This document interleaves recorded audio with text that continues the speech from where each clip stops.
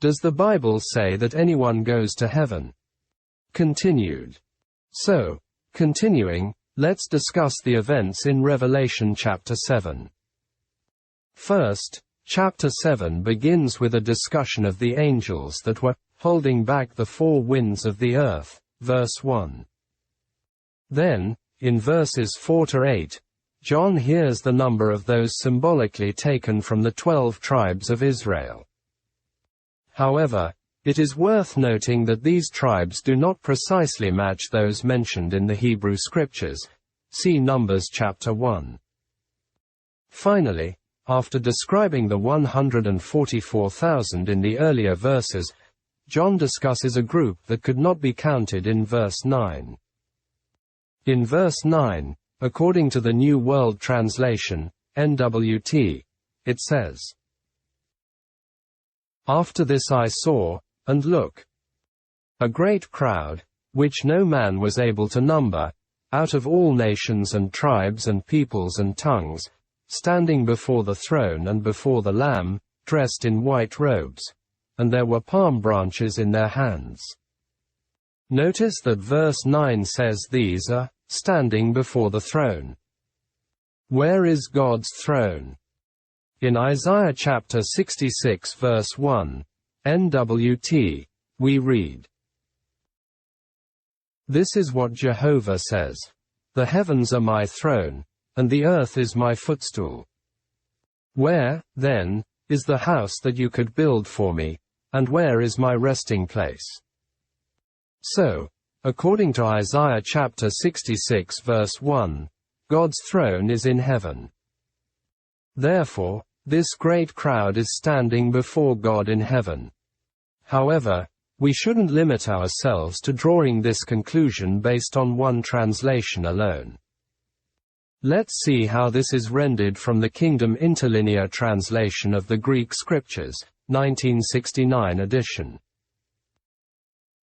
"After these things, I saw, and look, crowd much, which to number it no one was able, out of every nation and of tribes and peoples and tongues, ones, having stood in sight of the throne and in sight of the Lamb, ones, having been thrown about robes white, and palm branches in the hands of them." Even though the Kingdom Interlinear Translation, KIT, uses the words, "in the sight of the throne," these are still in front of God's throne, which is in heaven. Chapter 7 is not the only place where a great crowd is mentioned in Revelation. We again come across the words, great crowd, but this time it is in chapter 19. In Revelation chapter 19 verse 1, NWT, we read, "After this I heard what seemed to be a loud voice of a great crowd in heaven. They said, Praise Jah. The salvation and the glory and the power belong to our God." This passage describes a great crowd giving praise. Although the argument has been made that the great crowd in Revelation chapter 19 verse 1 may not be the same group as mentioned in Revelation chapter 7 verse 9. However, this time, the verse is particular in describing this group as being in heaven. So, what about those mentioned in verses 4 to 8 of Revelation chapter 7? Where are they?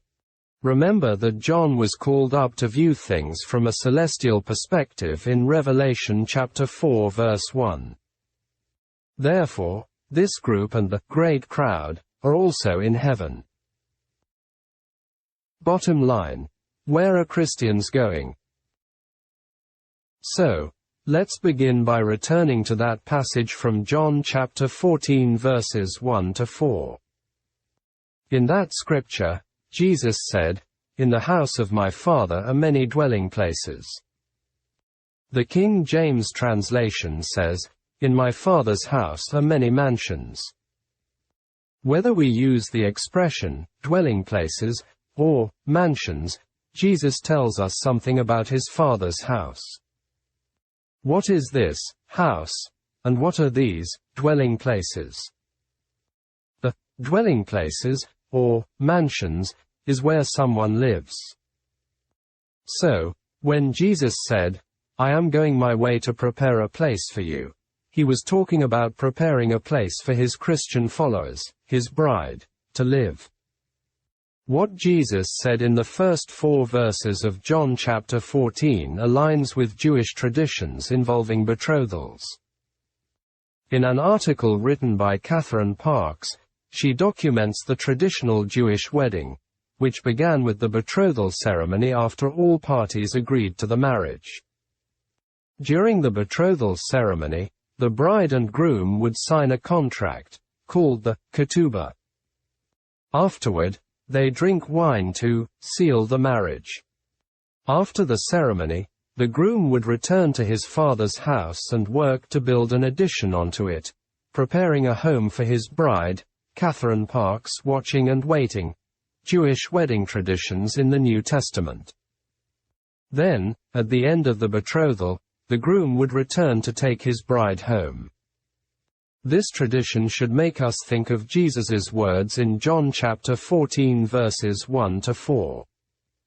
So, when Jesus promises, "Where I am you also may be," he tells them that he will return to take them to this new home.